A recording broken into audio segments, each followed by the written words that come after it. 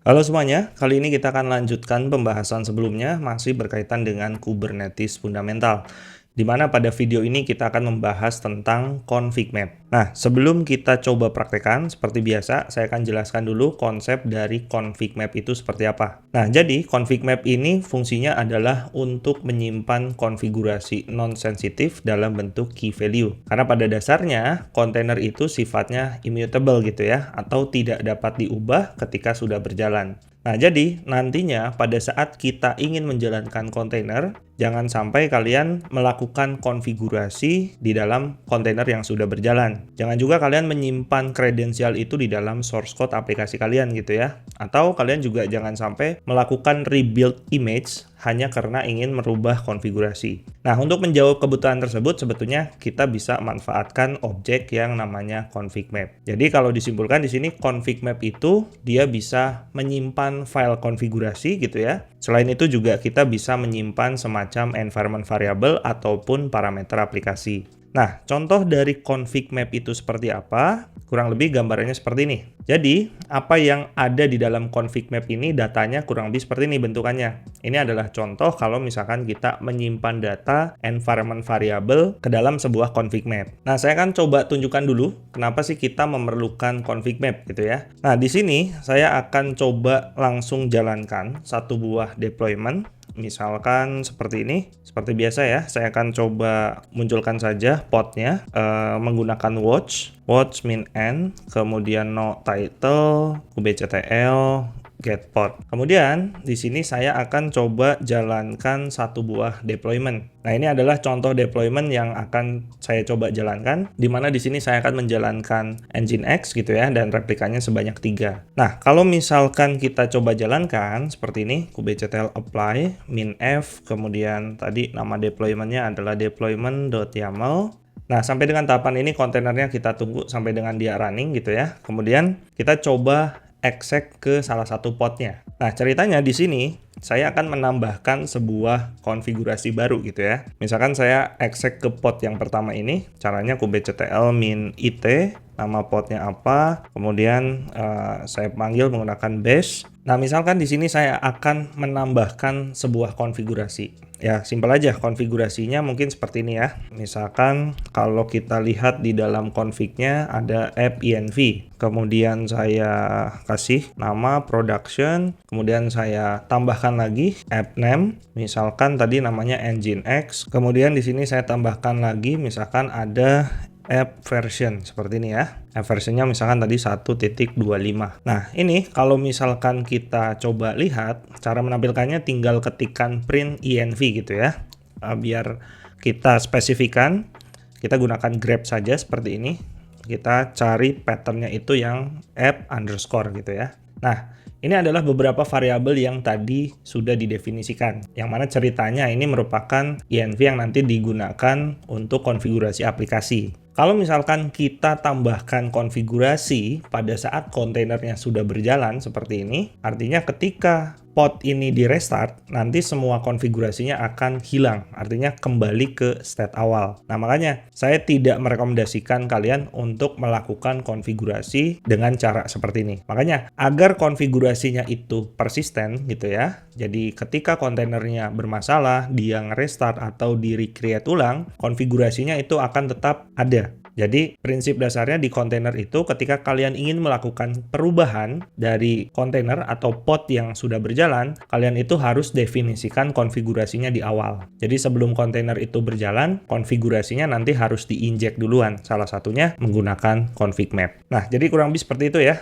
Ini kalau misalkan kita coba hapus kontainer ini, kubectl delete pod, nah otomatis kan nanti akan dibuat ulang gitu ya. Dan kalau kita mau akses kembali kan kontainernya sudah hilang juga. Artinya konfigurasi yang tadi kita lakukan itu nggak berlaku lagi. Nah, langsung saja di sini kita akan coba buatkan satu buah config map dan nanti config map tersebut kita akan injek ke dalam kontainernya. Oke ya, di sini saya kembali lagi ke VS Code-nya. Jadi saya sudah sediakan beberapa template sebetulnya untuk config map. Silakan nanti kalian bisa cek satu persatu. Tapi di sini saya akan coba implementasikan yang pertama dulu. Nah, saya akan coba apply saja langsung. Jadi kurang lebih bentukannya seperti ini gitu ya. Di sini saya akan coba kubectl apply min f. direktorinya ada di dalam config map, kita coba config map yang pertama dulu. Seperti ini. Oke ya, ini kubectl get cm. Ini adalah singkatannya gitu ya, config map, atau kalian bisa ketikkan secara lengkap kubectl get config map. Cuma biasanya saya lebih senang pakai yang singkat saja. Nah, di sini udah ada satu config map namanya app-config1 gitu ya. Nah, di sini kalian juga bisa lihat data yang ada di dalamnya. Caranya adalah saya clear dulu ya. kubectl, saya munculkan kembali config mapnya. Kemudian kubectl get cm, nama config mapnya apa. Kemudian di sini kalian bisa tambahkan opsi min o. Maksudnya adalah ini kita tampilkan atau outputnya mau kita tampilkan dalam format apa. Misalkan format YAML seperti ini. Nah, jadi kalian bisa lihat nih, datanya sebetulnya sama persis seperti apa yang tadi ada di VS Code. Cuma di sini sudah di-apply ke dalam Kubernetes. Seperti itu ya. Selanjutnya, kira-kira sekarang bagaimana caranya supaya config map itu bisa diinjek ke dalam kontainer atau pod yang berjalan. Nah, tadi kita kalau misalkan menjalankan deployment secara sederhana, tanpa ada konfigurasi dan sebagainya yang dimasukkan ke dalamnya, kurang lebih bentuknya seperti ini. Nah, di sini pun karena kita akan masukkan config map itu ke dalam pod yang berjalan menggunakan deployment, jadi saya sediakan contohnya. Kita pilih yang deployment config map 1 gitu ya, seperti ini. Nah, cara melakukan inject, caranya seperti ini.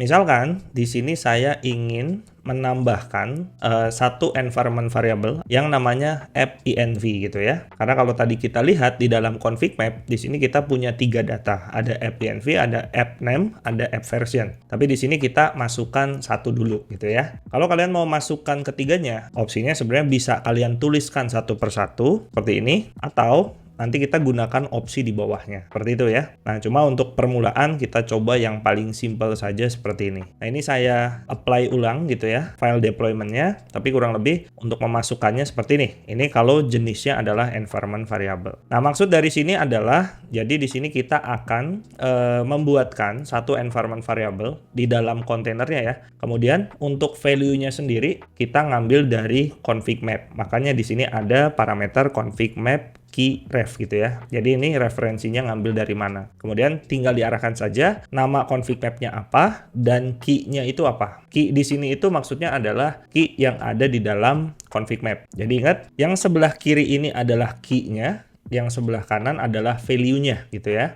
Kemudian di sini saya coba langsung apply saja gitu ya. Tadi nama filenya adalah deployment config map 1.yaml. Oke, ini konfigurasinya akan menimpa ya. Kalau tadi kan di sini saya menjalankan deployment, tapi karena nama deploymentnya sama dengan file yang di atas, jadi nanti akan otomatis nimpa. Oke, di sini saya coba apply, kubectl apply, min f, kemudian deployment config map 1. Seperti ini ya. Ini kita tinggal enter saja. Nah, nanti kontainernya akan dibuat ulang dan kita lihat apakah konfigurasi yang tadi kita inject ke dalam sudah ada di dalam kontainernya atau belum. Nah, mungkin untuk membuktikan di sini saya akan exec kembali salah satu kontainernya gitu ya.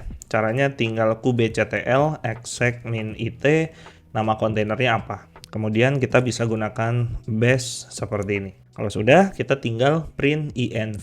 Nah, ini untuk menampilkan environment variable yang sudah ada di dalam kontainernya. Ya, ini ada yang default, ada yang memang sudah kita inject sebelumnya. Nah, yang berkaitan dengan config map tadi, kalau kalian lihat tadi kita sudah memasukkan ada sebuah environment variable namanya app-env. Kemudian value-nya adalah production. Seperti ini. Jadi, pada saat kontainer itu dijalankan, atau pod itu dijalankan, nanti otomatis config map-nya akan diinjek ke dalam. Oke ya, ini adalah cara yang pertama. Kemudian, bagaimana kalau misalkan, tadi kalau kita lihat, di dalam config map itu kita punya beberapa data. Tadi kan yang kita masukkan hanya app-env saja. Cuma di sini saya ingin masukkan semuanya gitu ya, mulai dari app-env, app name, sampai dengan app version. Nah, sebetulnya kalau tadi saya sampaikan di sini kalian bisa definisikan satu persatu. Cuma untuk menyederhanakan, di sini mungkin saya akan hapus bagian ini dan saya uncomment bagian bawahnya. Jadi kalau tadi itu menggunakan env saja, tapi di sini bisa menggunakan env from gitu ya. Dan ini akan melakukan load terhadap semua data yang ada di dalam config map-nya. Caranya seperti ini saya save gitu ya, kemudian saya reapply kembali. Di sini saya coba exit dulu, kemudian saya jalankan lagi kubectl apply. Nama deployment-nya masih sama ya, yang deployment config map 1. Seperti ini. Nah, kita tunggu kontainernya sampai dengan berjalan kembali, kemudian kita exec kembali pod yang baru. Nah, di sini saya ambil contoh misalkan yang pertama. Di sini kita kubectl lagi, kubectl exec min it, kemudian base, dan kita langsung munculkan print env. Kita tampilkan menggunakan print env, kemudian kita filter gitu ya, menggunakan grep. Di sini saya cari patternnya yang ada keterangan app underscore. Jadi kalau kita lihat di sini semua variabel yang ada di dalam config map itu sudah terinjek ke dalam podnya gitu ya. Jadi ketika kontainernya di restart atau podnya restart gitu ya, konfigurasi ini otomatis akan di load ulang pada saat podnya itu dijalankan kembali atau dibuat kembali. Seperti itu. Ini berkaitan dengan config map yang pertama. Nah, berkaitan dengan config map, di sini juga kita bisa memasukkan sebuah file gitu ya. Namanya adalah index.html, yang mana di dalam index.html itu isinya kurang lebih seperti ini. Nah, gimana caranya? Yang pertama, kita akan coba apply kembali ya. Di sini kita apply dulu config map yang kedua, kemudian nanti untuk cara nge-inject ke dalam kontainernya atau ke dalam podnya seperti apa nanti kita lihat. Di sini saya buat dulu config mapnya, kubectl apply min f config map.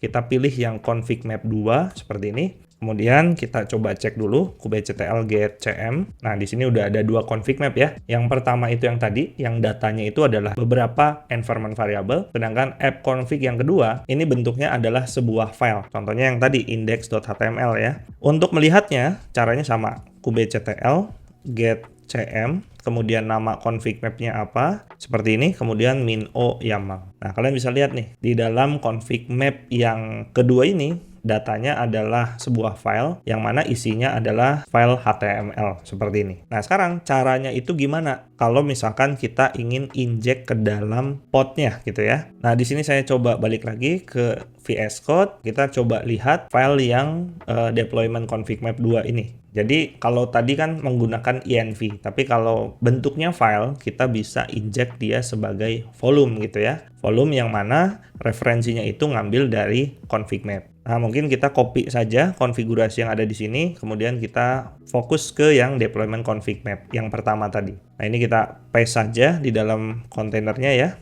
Bentukannya kurang lebih seperti ini, di mana maksud dari konfigurasi ini adalah kita definisikan satu buah volume, namanya adalah config volume gitu ya. Kemudian value-nya itu mengacu pada config map dengan nama app config 2. Nah, setelah volumenya didefinisikan, untuk cara nge-inject-nya ke dalam kontainer itu adalah dengan menggunakan volume mount gitu ya. Yang mana nanti di dalamnya itu kita tinggal sesuaikan dengan nama volume yang sudah kita definisikan di bawahnya gitu ya. Dan kemudian di sini ada mount path gitu ya. Artinya ini akan diarahkan atau disimpan di directory mana yang nanti ada di dalam kontainer. Ya mirip seperti kalau misalkan kalian menggunakan Docker gitu. Ketika kalian ingin memetakan sebuah file konfigurasi, biasanya misalkan seperti ini caranya. Ada file config.yaml, kalian ingin arahkan ke misalkan etc nginx seperti itu. Cuma implementasi di dalam Kubernetes itu kurang lebih seperti ini. Nah, ini saya save dulu, kemudian kita coba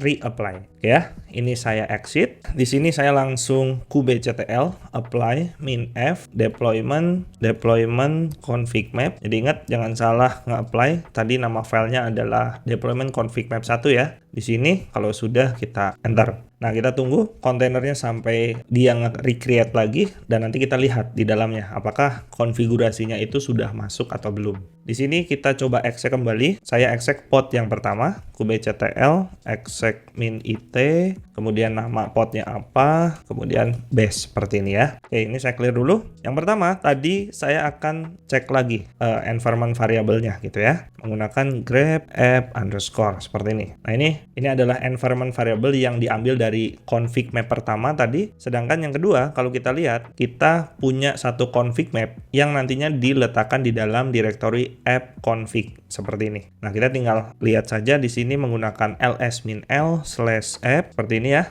Kemudian config. Nah, kalian bisa lihat di dalam directory app config ini dia ada satu file index.html. Sama persis seperti apa yang kita definisikan di config map yang kedua. Nah, kalau kita coba buktikan. Di sini kita gunakan cat saja, appconfig index.html. Jadi ini filenya sama persis gitu ya. Ini kalau misalkan bentukannya sebuah file. Nah, kemudian yang ketiga, di dalam config map juga kalian bisa menyimpan beberapa file sekaligus. Contohnya misalkan di sini ada config.yaml yang isi di dalamnya seperti ini, dan ada file bernama fitur.json yang mana isinya seperti ini. Satu config map yang isinya ada 2 data, nanti kalian bisa masukkan langsung ke podnya. Nah, caranya mungkin seperti ini gitu ya. Jadi kalian mungkin bisa coba definisikan dulu volumenya. Misalkan di sini name, saya kasih nama config volume 2 seperti ini, atau di sini kita kasih config volume 1 yang pertama tadi ya. Nah, yang bawahnya kita coba yang kedua, config map, kemudian kita arahkan ke app config 3, ini nama config mapnya. Ini nanti kita apply dulu, baru apply lagi deploymentnya. Kemudian untuk volume-nya kita coba masukkan di sini. Misalkan ini adalah app config 1, yang ini app config 2. Seperti ini ya. Ini sudah kita sesuaikan, kita cek lagi. Nama volumenya ini sudah sesuai. Ini harusnya 2 ya. Kemudian yang bawah ini ngambil dari app config 3. Jadi kita coba langsung. Kita balik lagi ke terminalnya. Ini saya exit dulu. Kemudian kita coba apply terlebih dahulu config map-nya. kubectl apply min f config map yang ketiga. Seperti ini ya. Kita cek dulu config map-nya. kubectl get cm sudah ada 3 config map ya. Kemudian kita coba reapply lagi deployment-nya. Caranya seperti ini. Oke, jadi kita masih pakai satu file deployment yang sama ya. Di sini deployment config map 1.yaml. Oke, kita tunggu lagi. Kalau sudah, kita tinggal exec ke pod tersebut. Nah, di sini saya ambil salah satu pod saja. Kemudian kubectl exec min it, nama podnya apa. Kemudian base. Kita langsung ke direktori tempat menyimpan file konfigurasinya ya. Dalam hal ini ada /app_config1 dan app/config2. Nah, kita pindah saja di sini.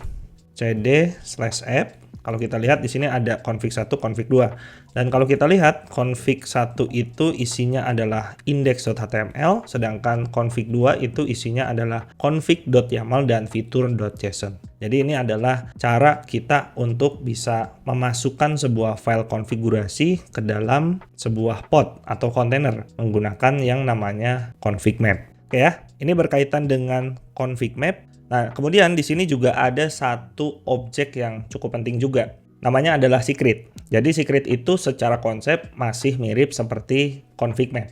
Nah, cuma bedanya dia hanya untuk menyimpan data yang sensitif. Contoh data yang disimpan itu apa? Kalau kita menggunakan secret, yang pastinya seperti password atau API key, token, atau bahkan SSL certificate gitu ya. Jadi memang secret ini secara fungsi mirip seperti config map, hanya saja data yang disimpan itu memang data sensitif.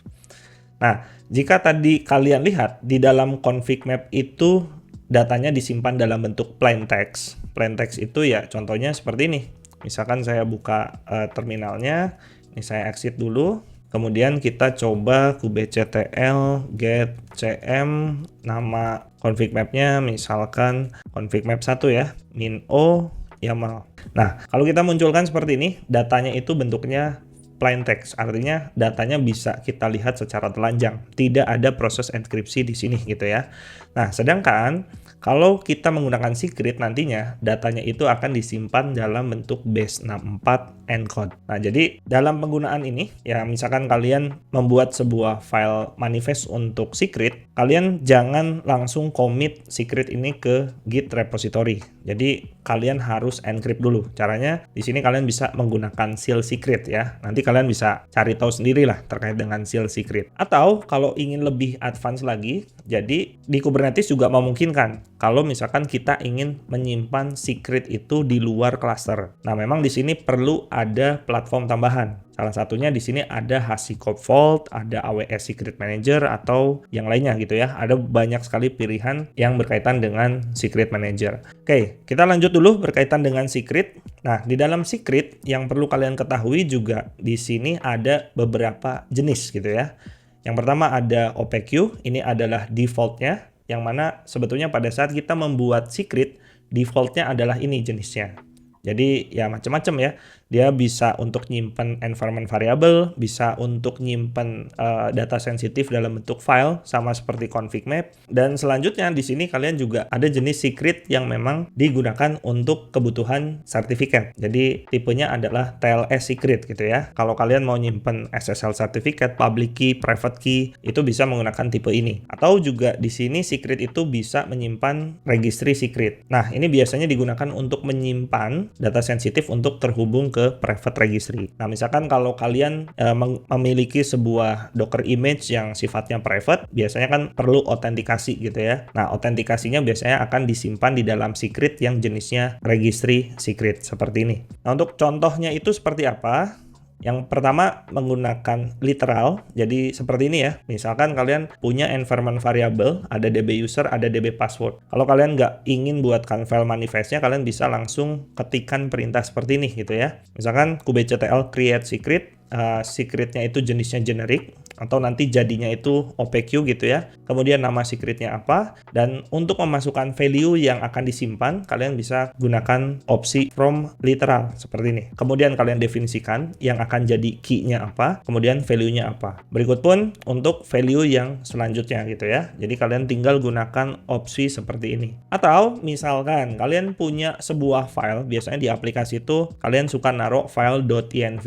Kalau .env-nya ingin diimport langsung ke dalam sebuah secret, caranya bisa seperti ini. Kalau tadi from literal, kalau di sini kita bisa menggunakan from file. Seperti itu ya. Dan selanjutnya untuk menampilkan secret, kalian bisa gunakan kubectl get secret, nama secretnya apa. Nah, biar nggak bingung, kita akan coba langsung implementasikan kira-kira seperti apa sih cara untuk membuat secret. Di sini kalian bisa mengacu ke directory secret. Ini yang sebelumnya mungkin saya close dulu ya, biar kalian nggak pusing. Jadi kita fokus ke bagian secret. Nah, yang pertama, untuk mendefinisikan secret, yang pertama kalian bisa gunakan cara seperti ini. Jadi value-nya itu kalian encode dulu jadi format base64. Contohnya seperti ini.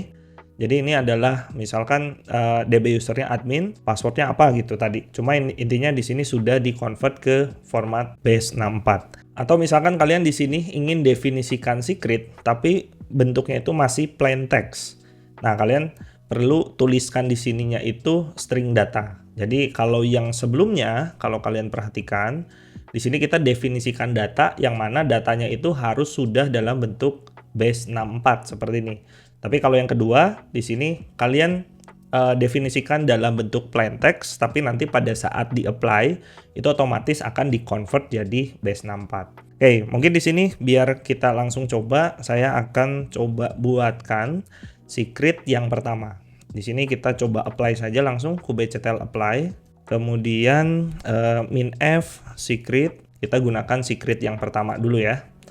Nah, kita lihat di sini, kubectl get secret, kita lihat sudah ada app secret 1.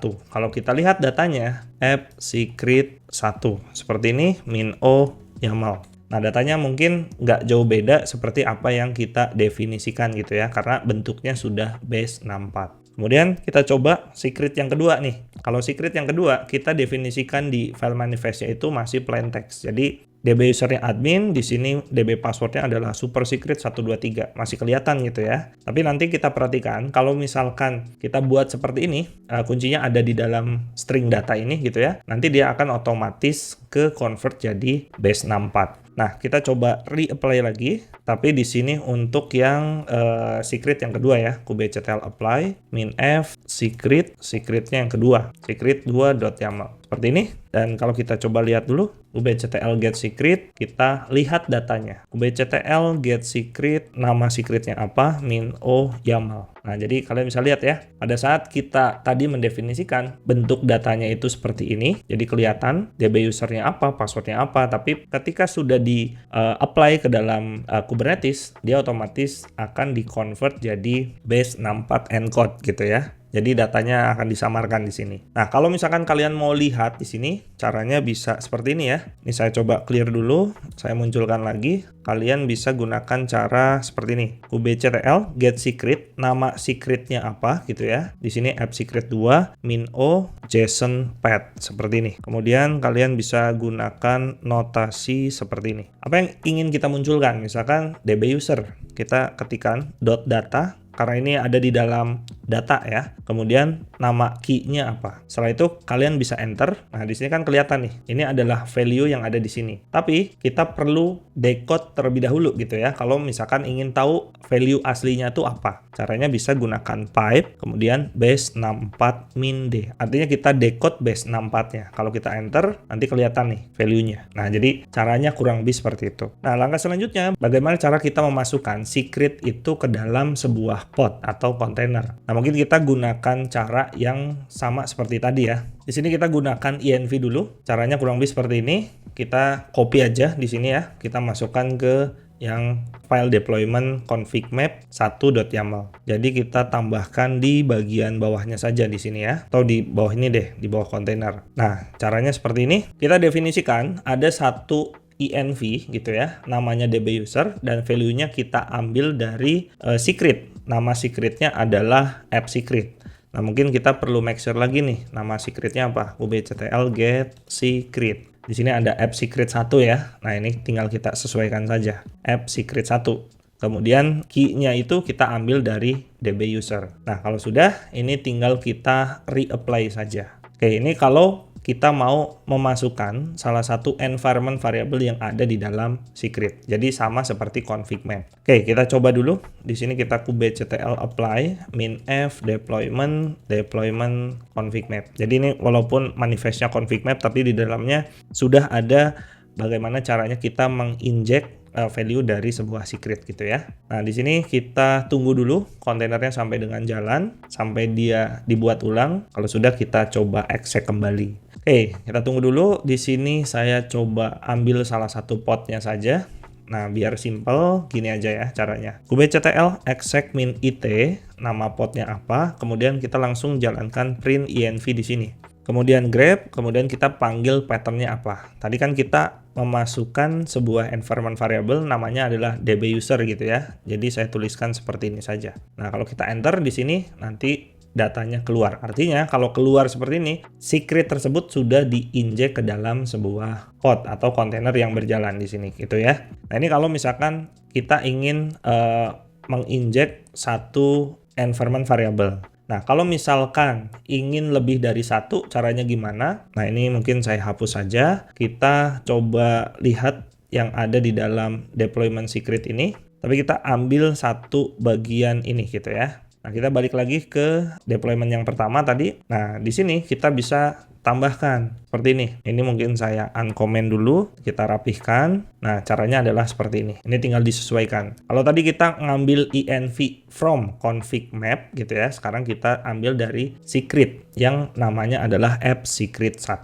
Nah, kalau sudah tinggal kita reapply kembali. Kita enter. Nah, di sini ada masalah nih. Invalidnya biasanya ini ada masalah format. Di sini ketahuan ya, dia harusnya ada tab, ada satu tab di dalamnya. Oke, ini saya save lagi. Kemudian kita coba apply kembali. Oke, seperti biasa ya, karena di sini menggunakan deployment, jadi kalau ada perubahan di dalam deployment pasti podnya akan dibuat ulang. Oke, di sini kita pilih salah satu pod saja. Misalkan yang pertama, kita coba jalankan exec lagi ya, untuk menampilkan environment variable-nya apakah sudah masuk atau belum di dalamnya. Contohnya seperti ini, kubectl exec min it, kemudian print env grab tadi db underscore. Nah, harusnya di sini environment variable yang ada di dalam secret, yang mana tadi ada db user dan db password, itu sudah terinjek ke dalam kontainernya. Nah, kemudian selanjutnya, kalau misalkan kita punya secret yang bentukannya sebuah file, ini juga sama ya, cara nginjeknya mirip-mirip seperti apa yang kita implementasikan di config map. Misalkan kita coba saja gitu ya, kita coba apply dulu untuk secret yang ketiga. Kalau tadi yang pertama ini environment variable tapi bentukannya base64, kalau yang kedua ini masih plain text gitu ya, atau di sini datanya adalah string data. Yang ketiga di sini adalah string data tapi bentukannya file. Nah, kita coba apply dulu yang ketiga. kubectl apply minf secret, secretnya yang ketiga. Seperti ini. Kita cek lagi. kubectl get secret. Nah, di sini sudah ada, namanya itu adalah gcp secret 1. Kalau kita coba lihat, kubectl get secret, namanya adalah gcp secret 1 min o YAML seperti ini. Nah, datanya kalau kalian lihat ada satu file namanya service account JSON, tapi di sini value-nya itu sudah di encode gitu ya, menggunakan base64. Nah, caranya kalau misalkan kita ingin inject ke dalam sebuah kontainer, caranya sama.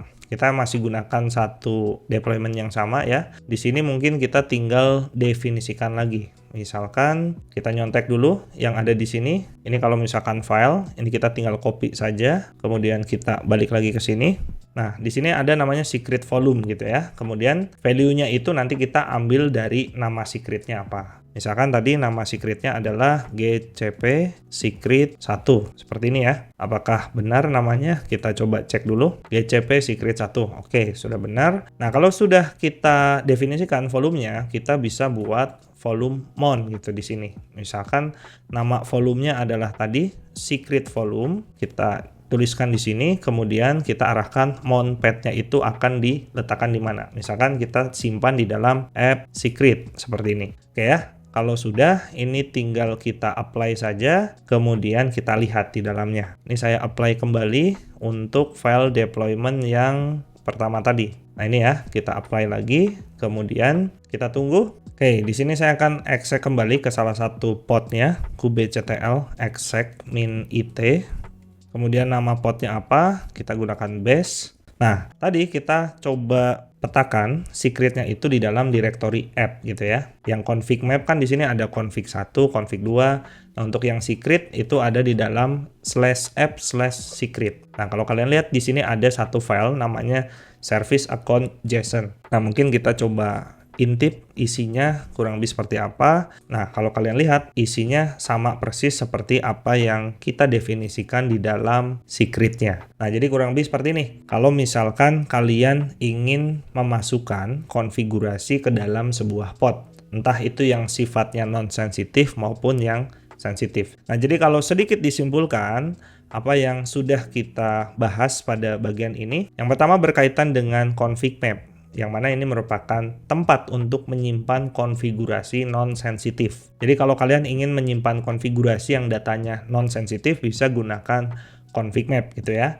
Apa yang bisa disimpan bisa dalam bentuk file konfigurasi atau environment variable. Dan selanjutnya ada secret yang mana konsepnya mirip seperti config map, hanya saja data yang disimpan itu merupakan data sensitif seperti password, API key, dan sebagainya. Nah, jadi jangan lagi kalian melakukan konfigurasi langsung di dalam podnya atau di dalam kontainernya. Karena kalau podnya bermasalah, dia akan langsung di-restart atau dibuat ulang. Yang mana kalau kita membuat konfigurasi secara manual di dalam pod yang sudah berjalan, itu tidak direkomendasikan karena datanya akan hilang. Nah, jadi kurang lebih seperti itu pembahasan pada bagian ini. Kalau misalkan kalian ada pertanyaan, silakan tuliskan di kolom komentar. Itu saja dari saya. Terima kasih. Sampai bertemu di pembahasan berikutnya.